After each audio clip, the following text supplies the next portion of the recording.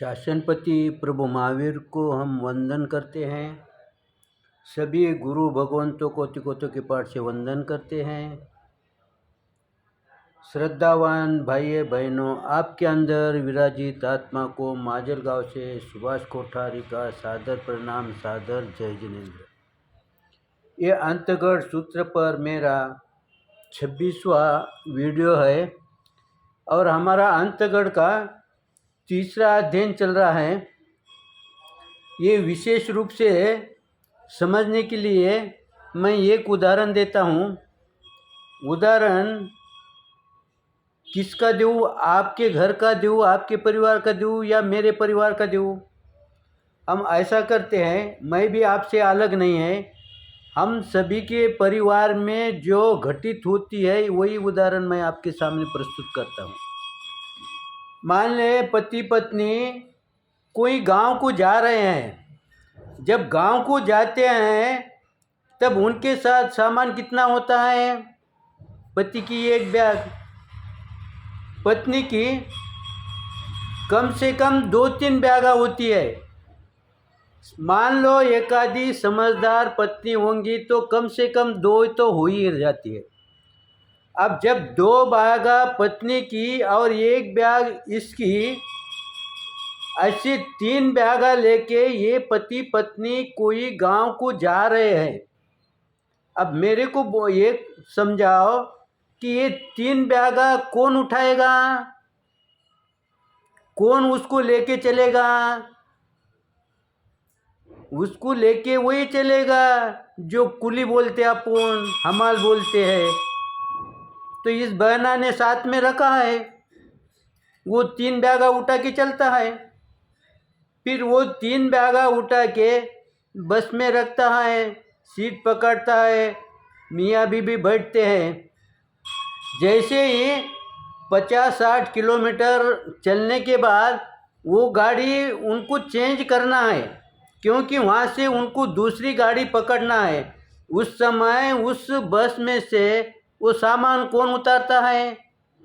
वही उसका पति उतारता है। 3 बैग उतारता है, दूसरी बस देखता है, दूसरे बस के अंदर रखता है और पीछे से मैडम आके बैठ जाते हैं। फिर और 50-60 किलोमीटर होने के पश्चात फिर उनको एक बस चेंज करना पड़ती है। फिर चेंज करते हैं, फिर वही वापस वही पति 3 बैग उठाता है, गाड़ी देखता है, दूसरे गाड़ी में रखता है और वापस वहाँ से उनका सफ़र आगे चालू होता है। अब उनका गांव आ गया। जब गांव आ गया उस समय वो सामान बस में से रिक्शे में वही पति रखता है और रिक्शे में बैठने के बाद रिक्शा घर पर आती है और आने के पश्चात रिक्शे में से सामान कौन उतारता है? रिक्शा वाला तो एक भी बैग को हाथ नहीं लगाता और मैडम तो लगाती ही नहीं है। फिर ये 3 बैग उठाता है। 3 बैग लेके जैसा ही घर के अंदर प्रवेश करता है, जैसे ही पहली रूम आएगी, बैठक आएगी या जो भी उनका पहला रूम होगा, उस रूम में आके वो सामान रख देते हैं और ये पति देव दीवान पर बैठ जाते हैं। अब देखो, यहाँ पर पत्नी को बोलना नहीं पड़ता, वो सीधी किचन में जाती है और 1 गिलास पानी लाके पति को देती है।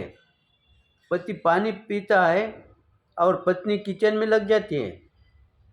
कुछ समय पश्चात वो पति को आवाज़ देती है और वो कहती है कि वहाँ पर जो बैग है, छोटी बैग है, जो टिफिन की बैग है, उसको ज़रा लेके आओ।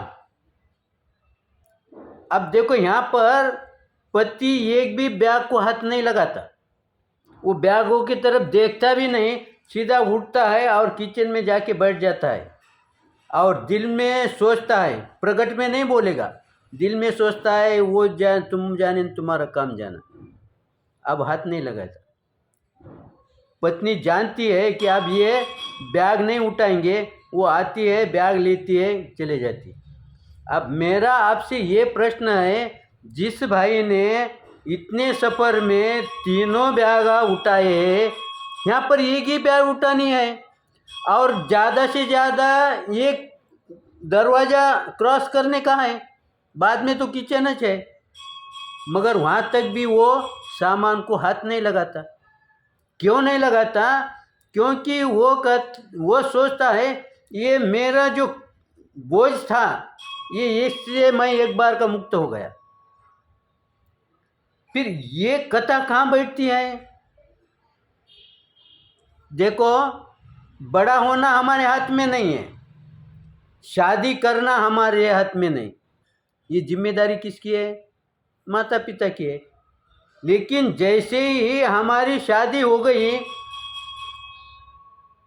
तो जब हमारे को बच्चे होते हैं, उसकी जिम्मेदारी हमारे पिता की नहीं होती है, वो जिम्मेदारी किसकी होती है? हमारी होती है।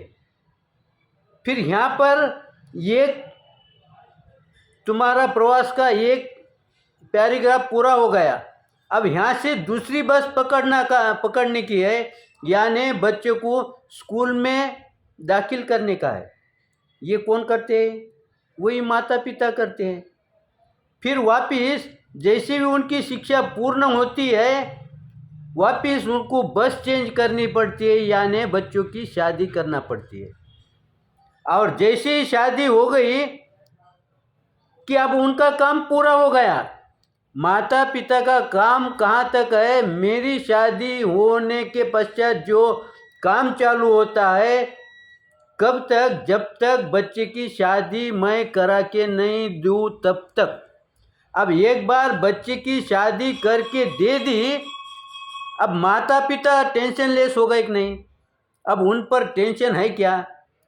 जैसे कोई गांव को गए कि हम जल्दी जल्दी करके कैसा घर पहुंचूं, क्योंकि सर पर बोझा है। लेकिन जैसे घर पर आ गया, सामान पटक दिया, फिर रिलैक्स हो जाते। वैसा ही हम हमारे बाल बच्चे की अगर समय पर शादी कर दी है, तो हम टेंशन लेस होंगे कि नहीं? कर्तव्य मुक्त होंगे कि नहीं? अब कोई किसी ने टेंशन भी दिया तो भी टेंशन नहीं आएगा। एंड ऐसे में अगर समझो हमने समय पर कर्तव्य नहीं किया, जैसे हम सीनियर सिटीजन हैं, हमारे कोई कर्तव्य अभी शेष बचे नहीं है, लेकिन कोई एकाधा भाई पूछता है कि भैया आपके परिवार के अंदर ये बच्ची है, या हम किसी से पूछते हैं कि भैया ये बच्ची क्या शादी वगैरह, तो उस समय वो क्या कहता है? अभी तो ये छोटी है। और अगर उसे उम्र पूछा जाए तो उसकी उम्र क्या है? 25 के आगे। अब 25 के आगे भी इसको छोटी है दिखती है, इसका मतलब ये क्या कर रहा है? बोझा ढो रहा है, बोझा खींच रहा है। और ऐसा बोझा खींचते खींचते ये अगर स्थानक में जाएगा तो इसका मन लगेगा क्या?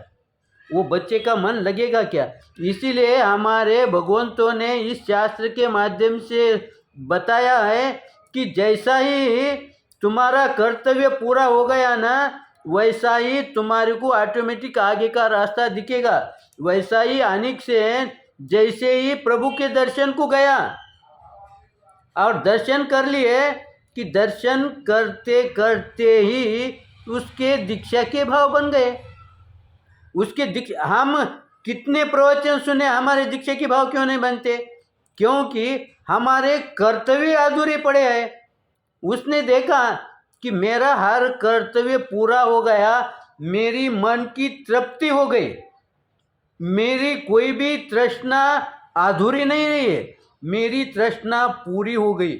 जब पूरी तृष्णा होती है, उस समय उस बच्चे का, उस माता पिता का, उस परिवार का ध्यान प्रभु क्या कहते हैं इस पर टिक जाता है। और उस समय ज्ञान की बात अंदर बैठती है। अगर हम अशांत होंगे तो हमारे मस्तिष्क के अंदर वो ज्ञान की बात नहीं बैठती, और अगर बैठ भी गई तो हम विपरीत दिशा में चलते हैं, वो सही ढंग से जिस उद्देश्य वो दिमाग के अंदर बैठना चाहिए ना, उस उद्देश्य नहीं बैठती। इसलिए हम शास्त्र बार बार भी रटे पढ़े तो भी मनन हो नहीं सकता, क्योंकि हमारा चित्त एकाग्र नहीं है। और चित्त एकाग्र इसी नहीं लिए नहीं है कि हमारा कर्तव्य हम पूरा समय पर नहीं करते हैं। इसीलिए अब समय मेरा भी हो गया है, इसलिए मैं यहाँ पर रुकता हूँ। मेरे से निश्चित भूल हुई होंगी कहीं पर भी, तो मेरा अज्ञान समझ के आप क्षमा करेंगे।